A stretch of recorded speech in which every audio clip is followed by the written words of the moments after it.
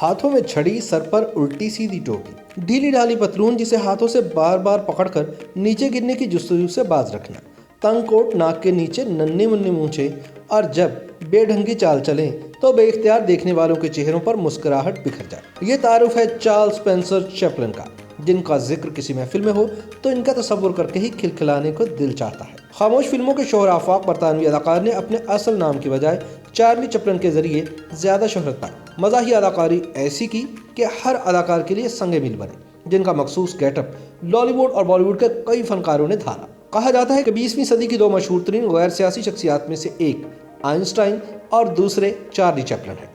سن 1999 میں time magazine نے 20ویں صدی کے 100 بااثر ترین افراد کی فہرست شائع کی تو اس میں ہالی ووڈ کے صرف 2 اداکاروں کو جگہ ملی، چیپلن اور مارلن برانڈو۔ چارلی چیپلن کے والدین تھیٹر آرٹسٹ تھے۔ صرف 5 برس کی عمر میں چیپلن کو پہلی بار اس وقت اپنی صلاحیتوں کے اظہار کا موقع ملا جب ان کی والدہ کو فوجیوں کے سامنے پرفارم کرتے ہوئے گلے میں تکلیف کا احساس ہوا۔ ایسی صورتحال میں انہوں نے گانے سے معذرت کری تو چارلی چیپلن کے والد نے غصے میں بھرے فوجی تماشائیوں کو ٹھنڈا کرنے کے لیے چارلی کو میدان میں اتارا۔ انہوں نے اس موقع پر ایسی جم کر گلوکاری کی کہ سننے والے تو جیسے ان کے پرستار ہی ہو گئے۔ اس کے بعد چیپلن ایک طویل عرصے تک اپنی والدہ کی طرح گلوکاری کی بھی نقل کر کے اسٹیج پرفارمنسز دیتے رہے اور یوں ماں باپ کا مالی سہارا بننے کی جستجو کی۔ چارلی چیپلن کی زندگی میں ایک دور وہ بھی آیا کہ والد کثرت شراب نوشی کی بنا پر صرف 37 برس کی عمر میں چل بسے، جبکہ والدہ مختلف نفسیاتی بیماریوں کی مہمان بنی تو چارلی چیپلن کو یتیم خانے میں داخل کرا دیا گیا۔ اس دوران بھی انہوں نے تعلیم اور اسٹیج پرفارمنس سے اپنا ناتا نہیں توڑا۔ جوانی کی دہلیز پر قدم رکھا تو فلموں میں کام کر کے زندگی کی گاڑی کھینچنے لگے۔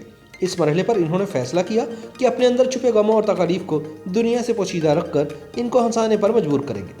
چارلی چیپلن کی خواہش تھی کہ اگر کوئی انہی جیسی دشواریوں اور پریشانیوں کا شکار ہے تو وہ ان کی اداکاری دیکھ کر انہیں فراموش کرے اور پھر ایک کے بعد ایک مزاحیہ فلموں میں اپنے مزاحیہ گیٹ اپ سے کامیابی کی سیڑھیاں چڑھتے چلے گئے۔ چارلی چیپلن نے برطانیہ سے امریکہ کا سفر کیا تو یہاں آ کر بھی ان پر فلموں کی برسات ہو گئی۔ وہ صرف ایک اداکار ہی نہیں تھے، بہترین ہدایت کار، کہانی نویس اور موسیقار بھی تھے۔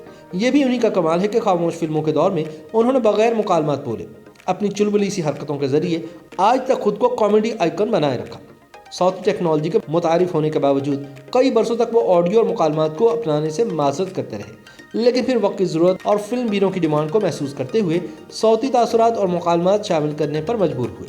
کہا تو یہ بھی جاتا ہے کہ چارلی چیپلن نے اپنی مونچھوں کا انداز ہٹلر سے متاثر ہو کر ڈیزائن کیا تھا۔ اب یہ حسن اتفاق ہی ہے کہ ایڈولف ہٹلر اور چارلی چیپلن ایک ہی مہینے اپریل اور ایک ہی سال سن 1889 میں پیدا ہوئے، جبکہ سن 1940 میں ہٹلر کے کردار کو مذاق کا رنگ دے کر انہوں نے دی گریٹ ڈکٹیٹر بھی بنایا، جس پر ہٹلر کے حامیوں کی جانب سے انہیں شدید تنقید کا سامنا کرنا پڑا۔ اس طنز و مزاح سے بھری فلم کے آخری 5 منٹ میں انہوں نے فلم بیروں سے مخاطب ہو کر قوم پرستی اور فاشزم کے خلاف اٹھ کھڑے ہونے کی التجا بھی کی۔ چارلی نے امریکہ میں 40 برس گزارے، لیکن اس کے باوجود چیپلن کبھی بھی امریکی شہریت حاصل نہ کر پائے۔ اس سلسلے میں کہا جاتا ہے کہ چارلی چیپلن کے کمیونزم خیالات راہ کی سب سے بڑی رکاوٹ بنے۔ اس وقت امریکہ میں کمیونسٹ کہلانا غداری کے مترادف تھا۔ ایک عرصے تک وہ FBI کی زیر نگرانی بھی رہے، جبکہ سن 1952 میں جب وہ تعطیلات پر برطانیہ واپس گئے تو امریکی حکام نے ان کو دوبارہ داخلے کی اجازت بھی نہیں دی۔ تبھی دل برداشتہ ہو کر انہوں نے سوئٹزرلینڈ میں ہی سکونت اختیار کی۔ اس دوران صرف ایک بار سن 1972 میں چارلی چیپلن کو امریکہ آنے کا موقع ملا، کیونکہ ان کی فلم لائم لائٹ کو بہترین موسیقی پر آسکر کا حقدار ٹھہرایا گیا تھا۔ یہ فلم سن 1952 میں جاری ہوئی تھی۔ چارلی چیپلن کو یہ اعزاز بھی حاصل رہا کہ وہ پہلے اداکار تھے جن کی تصویر 6 جولائی سن 1952 کو امریکی جریدہ ٹائم میگزین کے سر وقت پر شائع ہوئی۔ یہی نہیں، سن 1916 میں وہ امریکی صدر سے زیادہ تنخواہ لینے والی شخصیت تھے۔ چارلی چیپلن خاصے دل پھینک اور رنگین مزاج تھے۔ 4 بار دلہا بنے اور 3 بار ان کی شریک سفر ان سے خاصی کم عمر تھی۔ پہلی شادی 17 برس کی اداکارہ ملڈریڈ ہیرس سے کی اور پھر 16 برس کی لیتا گرے سے، اور جب خود 54 برس کے تھے تو ایک بار پھر 18 سال کی اونا اونیل پر دل آ گیا اور یہ ساتھ چیپلن کی موت تک قائم رہا۔ جب پوری دنیا 25 دسمبر سن 1977 کو کرسمس منا رہی تھی تو دوسروں کی زندگیوں میں ان گنت رنگ بھرنے والے چارلی چیپلن خاموشی کے ساتھ اس دنیا سے رخصت ہو گئے۔ یہ واقعہ بھی دلچسپی سے خالی نہیں کہ ان کی موت کے کچھ ماہ بعد چوروں نے ان کا تابوت قبرستان سے اڑا لیا اور $6 لاکھ کے عوض اس کی واپسی کی شرط رکھی۔ چارلی چیپلن کی بیوہ نے انکار کیا تو انہیں سنگین نتائج کی دھمکیاں ملی۔ بہرحال 11 ہفتے بعد سوئس پولیس نے چوروں کو گرفت میں لے کر لاش برآمد کر لی اور تابوت کو دوبارہ دفنا دیا گیا۔